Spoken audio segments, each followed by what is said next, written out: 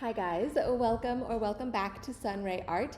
It is Inktober. I am so excited to show you guys what I've been working on. Don't forget to like this video, subscribe to the channel for more art videos. I post one video a week. So today, like I said, is Inktober and we are going to be doing something special. We're also going to be talking about overcoming setbacks when it comes to both art and life. I'm sure we can all relate to that. Oh, okay, I wanted to show you guys this spooky little cauldron that I have. So I've had this for a couple of years. I've never burned it because it's so cute. It is from a shop on Etsy called SETBACKS, all one word. I don't know if she's doing candles anymore, but she does some stickers. She does some other cute little trinkets. She's a small art business, so please go check out SETBACKS on both Instagram, Etsy, and TikTok, I believe. Okay, so we're gonna get into it now. The cauldron is very on theme for what we're doing. So of course it is October, which means it is Inktober. And this year for Inktober, I am participating in Cursed Relics by Alba BG. You can find her here on YouTube under Peach Cult or on Instagram under Alba BBGG. I'm gonna link all of that in the description below. So I chose 3 prompts for Inktober, and that is Goblet, Crown, and Potion. And I wanted to combine all of those into just one piece to kind of tell a story, set a scene. You guys are gonna see what that means as we get into it. So right now, all I'm doing is showing you the kind of inspiration reference pictures that I found. I wanted to go with a really classic looking crown, something that is super recognizable and maybe a little old fashioned. I think everything that I'm showing you is gonna be a little old fashioned when it comes to the drawing itself. I really liked this reference for how the colors were used in the potion. And then I really liked just kind of how cute and blocky and very simple these potion bottles were, but they were very effective. Okay, so let's get into it. Right now, we're going to start with the sketch like we always do. I'm gonna take you through the process, and then along the way, like I said, we're gonna talk about setbacks when it comes to art, when you kind of get a little blocked or something doesn't really go the way that you thought it was going to go. And we're going to relate that to life itself, because there's always going to be setbacks in life no matter what. There's going to be things that come in unexpectedly, things that are challenges to overcome, and I want to talk a little bit about how to approach that. So, okay, here we go. We're sketching now. You can see I already did one sketch, but I didn't really like the layout. I wanted to adjust some of the proportions, so I'm showing you the second one. This is the one that I end up going with in the end. And you can see I have this sort of tall goblet here, definitely inspired by one of the reference pictures that I showed you earlier. It has a little bit of detail in the middle, and then I'm drawing a sort of potion bottle off to one side, and then we're gonna put a crown here on the other side. I was trying to do a sort of triangle or pyramid composition here, and I thought tilting the crown would make that work, but it just ends up looking a little awkward, a little too heavy on the left side of the page. So I ended up having the crown just sitting in its usual, top to bottom position. And I feel like this all kind of comes together really well. So to me, this kind of tells a story because, you just see the objects and you can see that the potion bottle has been opened and perhaps used. So you're kind of wondering, where's the crown? Were they drinking out of that goblet? What is that potion? Did that potion go into the goblet? That sort of thing. So I really liked how you kind of, it's a very simple still life, but then it leaves some open-ended questions. So now you see me here testing out the colors. I wanted to go with some complementary colors. So yellow and purple are on the opposite sides of the color wheel, which means that they do look really good together. Of course, the yellow gold color will be for the crown. The goblet itself can be a little more simple gray silver. And then I thought purple is a really good color for potions because it's not like a natural color. Most of the drinks we drink on a day-to-day basis are not purple. And so it can lend to a little bit of magic and mystery. And today, now here I am starting to add some shadows and leaving white spaces for some highlights. So you can see the light is sort of coming in from the right side of the piece, and then it's creating shadows on the left, and then leaving some shiny bits more on the right side of the goblet. And I decided, we'll see more of this later, but I wanted to show a little bit of a golden glow coming in from the right and a little bit of a purple glow coming in from the left to sort of balance out the piece, balance out the colors, and make it look all very cohesive. And now we're coming into the setback. So I really wanted to focus on color in this piece like I did on my previous marker piece and bring the inks in later. And so I wanted to do a bit of a color test for how I might render and draw and define the different parts of the crown and the potion.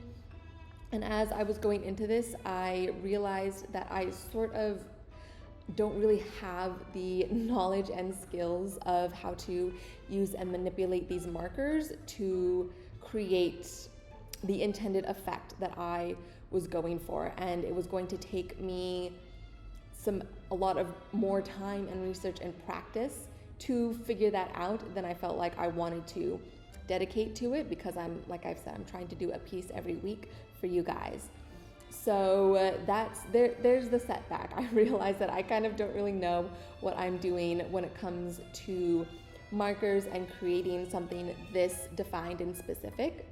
The nature piece I did before is a little more fluid, a little more open-ended, so that doesn't have to be so exact, but I felt like this needed to be exact, and I felt like I did not have the ability to do that. So I decided just to, in this moment, push forward and at least outline the final piece on the final marker paper, and I would figure out what I was going to do later. And now we can go ahead and talk about that a little bit more. So setbacks are going to come up. You are going to fail. You are going to run into obstacles and challenges, especially in art and especially when you're learning something new. I've mentioned before that I don't really have a ton of experience using markers. This is kind of creating these videos is kind of also me exploring that and trying to learn and grow and develop my skills. So like I said, I realized I didn't really know what I was doing. I didn't have the knowledge and the experience to be able to execute this the original way that I planned.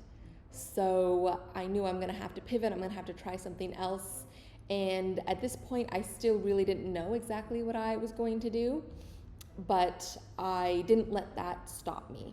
And I think that's the most important part and the most important aspect of maybe the lesson that can kind of come out of this, at least for me and hopefully for you too, is that even when these obstacles come up or these setbacks show themselves, it's important not to let those stop you, or it's important not to give up in the face of challenges and obstacles, and you just have to keep pushing forward. Even if you don't know how you're going to solve this problem, or if you don't know what is going to come out of this on the other side, you kind of just have to keep going and have trust and have faith that the right answer or the right solution will come to you at some point.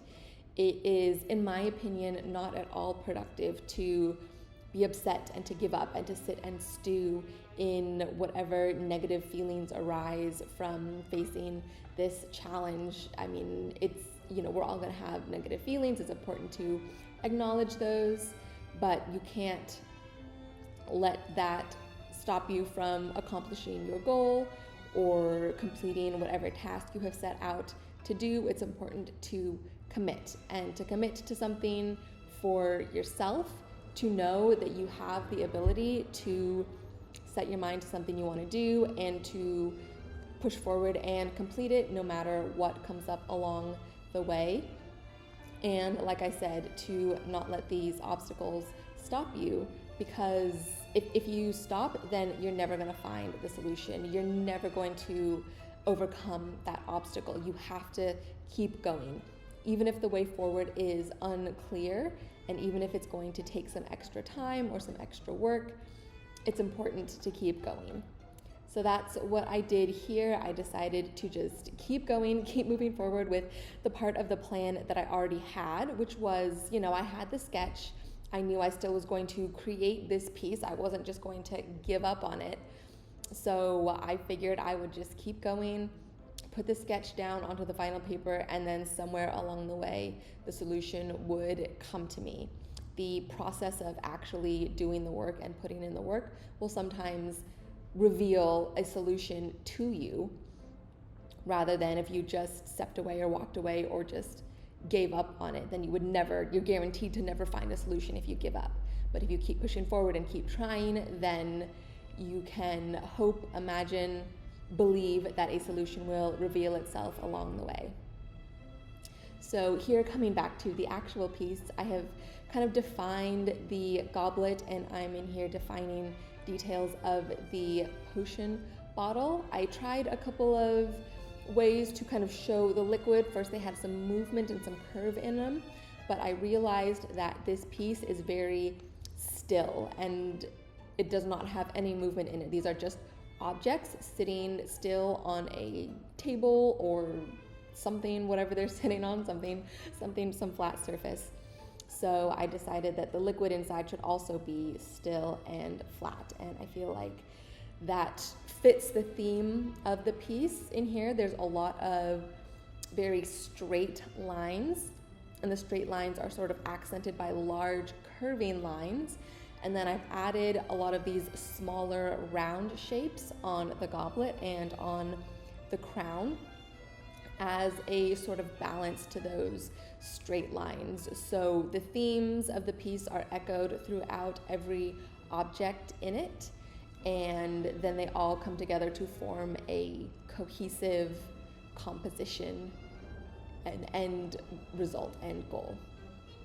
So now I am going in and I am taking my inking pens and just outlining all of the objects here. I'm using a little ruler because there are a lot of straight lines, and I am a big fan of using rulers for straight lines because even though, in reality, these lines would be perfectly straight, or at least as close as possible. So I see no issue with doing that here in the piece using this little plastic ruler. And you can see on the glass bottle, I've tried to create a 3D effect by A, sort of drawing the cube, and then B, outlining the lines of the cube, if that makes sense at all. I was trying to show the thickness of the glass through these sort of thicker drawn in lines. And now we've come to a part, if you look, I have not sped up this footage at all. This is me going as slow as I actually do. So almost everything I've sped up because otherwise we would be here for hours and hours and hours. But this is real time. This is how long it takes me to put the lines down and to ink in over the sketch. So I was actually very impressed with myself with how well I was able to execute these two curves on either side of the goblet. I am showing this to you now because later you're going to see just how bad sometimes those curves can be.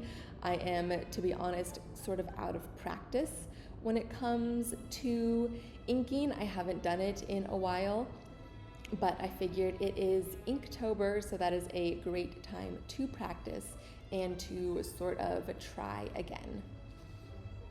So I want to go back a little bit to talking about setbacks and challenges. Oh wait, here's another one. This is where the inking is really bad. You see that? That was a horrible oval. That was a horrible oval. Super shaky.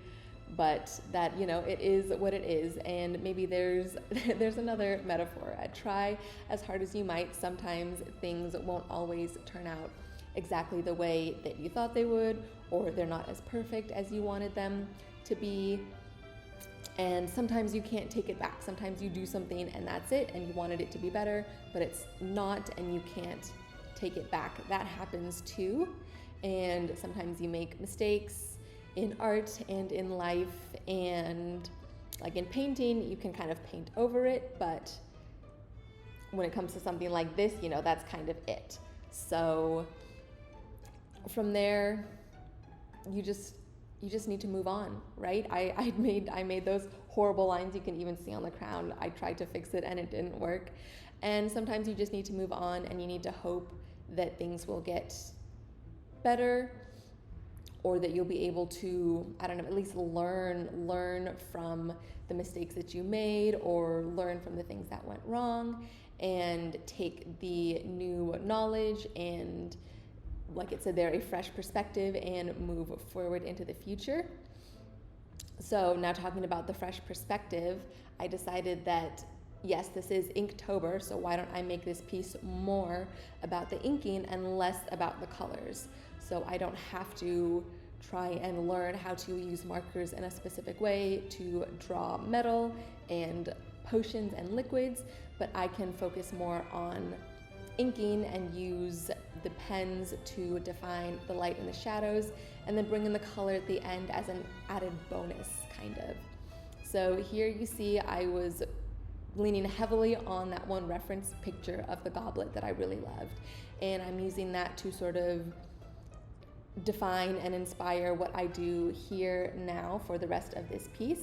So I'm taking a very thick black liner and going in and defining what I thought would be the deepest, darkest shadows on this piece. And again, like I said, the light is coming in from the right side, so the shadows would be on the left. And this is a trust the process moment, because it's looking a little messy and it's looking a little weird right now, but I think you can kind of see the vision coming in. So I've now switched to a sort of a thinner, smaller one, not by much, but we're going here from dark to light. So you can see these lines now look a little thinner, and just by purely having thinner lines, it makes that part of the piece, or that part of the goblet, look a little bit lighter. So you're almost starting to see now in the top cup area that change from super dark on the left to now getting a little bit lighter on the right. And I'm trying to avoid inking in some specific places that I want the light to be bright white and shining. And that's sometimes a difficult part of this, is you have to kind of plan ahead to where you want some of the light and the highlights to be, because you have to just leave them white. You have to leave them blank. You can't draw over them because you can't, pick up that pen or erase the pen. So you have to kind of plan ahead and know where you're going, and then be able to sort of adjust and adapt from there. And that's a really big part and a really big lesson, that I took from this, and that you can apply to life in general, is that you should always be able and willing to adapt. Things aren't always going to go your way. Like we said, setbacks, obstacles, challenges, whatever, they might throw you off in a different direction, or you might think that you're doing things right and then make some mistakes and realize that, then because of your own actions, you then have to pivot and change. And don't get too attached to any one specific outcome. If it hasn't happened yet, then it's not guaranteed. And if you think that something is going to work out one way, and you put all of your hopes and dreams onto that, and you get emotionally attached to a specific outcome making you happy or bringing you success, and then that outcome suddenly slips out of your grasp, something happens, you have to pivot, you have to change, and that outcome is no longer possible, then what? Then you're stuck. It is not really worth it to focus on the future that much, and like we said, the outcomes of your efforts, but focus on the efforts themselves. Do as good of a job as you can at whatever you're doing right now in the moment, and trust that that is going to lead to the best possible outcome. Even if that outcome isn't what you wanted or expected, maybe that's what you need, or maybe that's what is supposed to happen. Maybe that's what God or fate has planned for you. And that happened to me here as well. As I was inking, some things looked really good at the start, and I was like, oh yes, this is working. This is the direction that I want this to be going in. And then I made a choice that that changed it in a way that I didn't like, and I felt like, oh, well, that's not exactly what I wanted to happen, and then I have to kind of pivot and adapt and overcome. I think that's a Bear Grylls quote. What is it? Improvise, adapt, overcome. That's what it is. So that's what I'm doing here. A lot of this is also improvisation. Like, for example, on this crown, I wasn't looking at any specific reference picture. I just knew that the light was coming in from the right side of the piece, so the left side needs to be darker. And I'm just sort of guessing where I think these dark parts need to go, or where these shadows need to go. And you'll see at the end, it doesn't exactly turn out to be, in my opinion, very accurate to what the light bouncing off a crown would look like, but it looks enough like what it's supposed to that it kind of does the job. But part of it, and sometimes part of, the journey of life in general and of creating art, is about exploring and trying something new, getting curious about, if I try this thing, or if I put this line here or add more shadow here, what is it going to look like? I don't know exactly. Maybe it'll be good, maybe it'll be bad. But then we get back to the idea that the process is more important than the outcome. The lessons that you learn along the way is more important than the success that comes at the end. Because success can be fleeting. Success can be a one-time thing, and then you can never have success again. I mean, that is an extreme statement. I really hope that we all have success over and over again in our lives. But, you never know. It's not guaranteed. What is guaranteed is the amount of time and effort and love and care that you put into what you're doing. So that is what is more important. The process, your actions, your choices, your mindset is more important than the outcome. And now we are moving on to starting to ink the glass bottle. This was a bit of a challenge to try and use just simple straight lines to define a 3D clear object. I think that I did a pretty good job. You guys tell me in the comments, let me know what you think. If you have any tips or tricks for me, that would be greatly appreciated on how to ink better. Like I said, I'm out of practice. But here I'm trying to add these sort of horizontal lines that might fall both on the front of the bottle and the back of the bottle that you can maybe be able to see through the liquid. And I'm relying on these overlapping lines to be able to show the depth of the front versus the back versus the clear liquid inside. So I think that, the effect kind of comes across, even though it's just straight lines and some very slightly curved ones to kind of show the depth. I'm now going in here with the darker pen again to kind of define the edges of the glass a little bit better. I felt like that was kind of getting lost as I was inking in all of those smaller lines. And now we come to the cork here. So that is the cork to the potion bottle. I do hope that was clear along the way.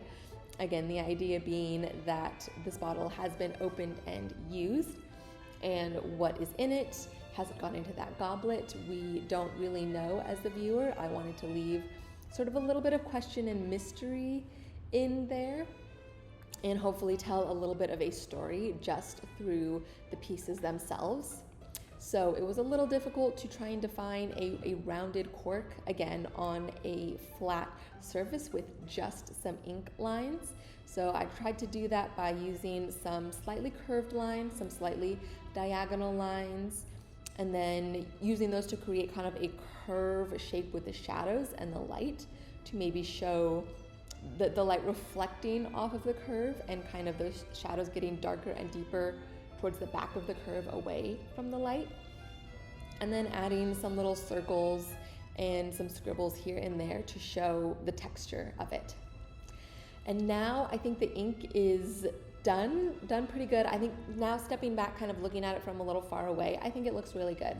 I think it looks good. You can definitely tell what each object is. You can tell where the light is coming from. and that was my main goal. So here I'm coming in with a very light gray. I feel like it ended up making these darker parts a little too dark. I wish that I hadn't gone in so dark on these and maybe just kind of left them a little more white and black and less gray, or maybe used a lighter shade. And I'm coming here with a blue. I felt like blue might allude to silver, as silver is a cool toned metal and blue is of course a cool toned color. And it sort of got the effect in there, but like I said, I think overall the goblet ended up being a little too dark in general. But that goes back to what I said about learning along the way. I can't take it back now that I've put the marker down. I can't go back and change it and lighten it up. But I learned that sometimes adding some extra gray can make things too dark when it comes to markers and ink, and so I will take that lesson with me and carry it forward into the next piece that I create. And that's been a big learning point for me, is that once an action has been taken, once an outcome presents itself to you, you can't go back and change the past. And sometimes that's one of the hardest things to accept. It's like you make a choice and then the consequences come, and then you realize, oh no, that was the wrong choice to make. Oh my God, now this horrible thing is happening, or I, made this mistake. I've ruined, my day, someone else's day. I've ruined my life, someone else's life, what have you. And the worst feeling in the world is knowing that you can't go back and change it, and wishing and praying to God that you could. But, you can't go back and change the past.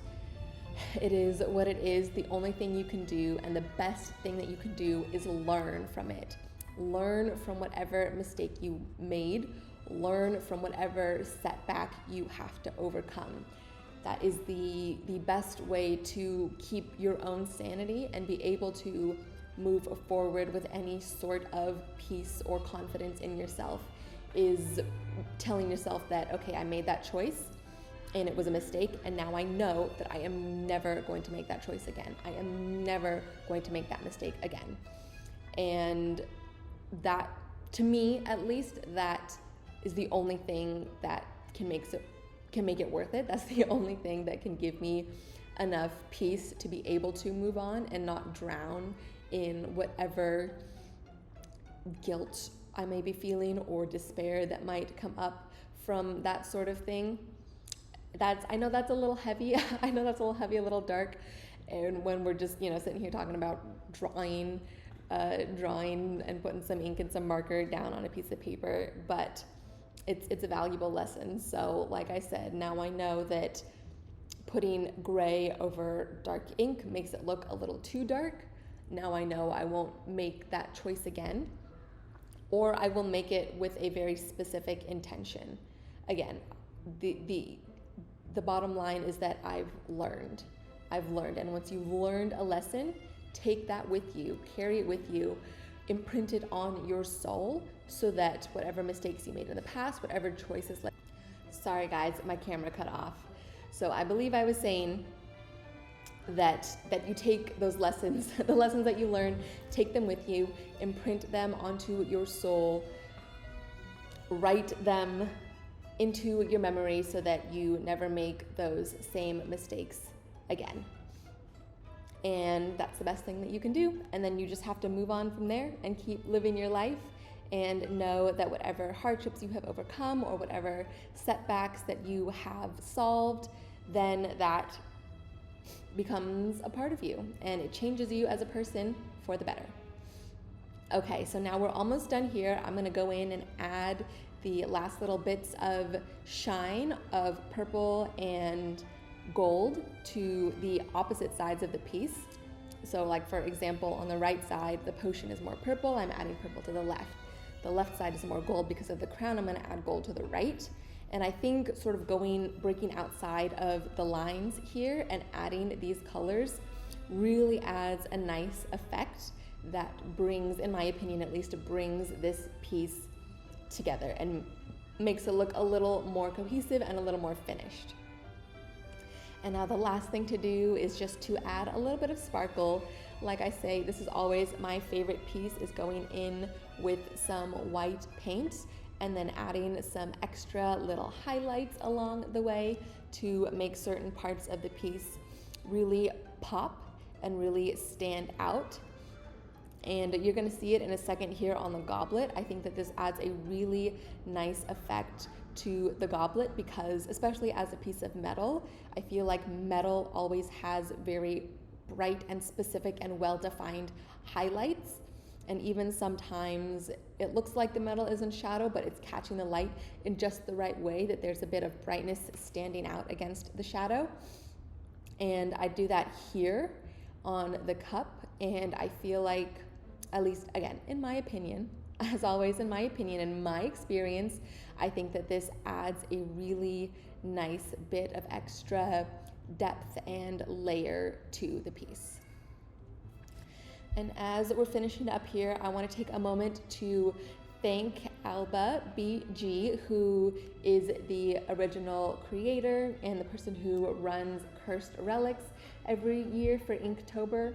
I have been following her for a long time over on Instagram especially.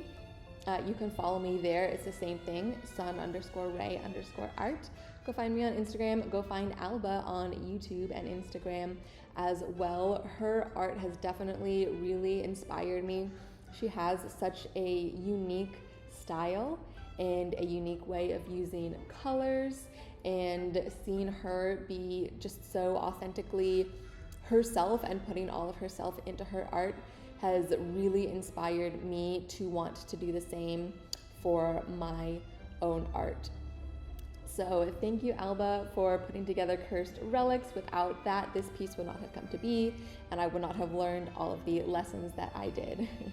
So let's take a moment to look at this finished piece. I think I'm really happy with the way that it turned out, especially for being a little bit unsure in the beginning, having to kind of pivot my original idea and original plan and do something new.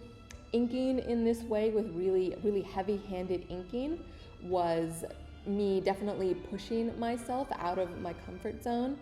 I was going in with really no idea how it was going to turn out, but now we can kind of go in and look at some of these little details a little bit more, and I'm super happy with it. It's not the cleanest piece ever.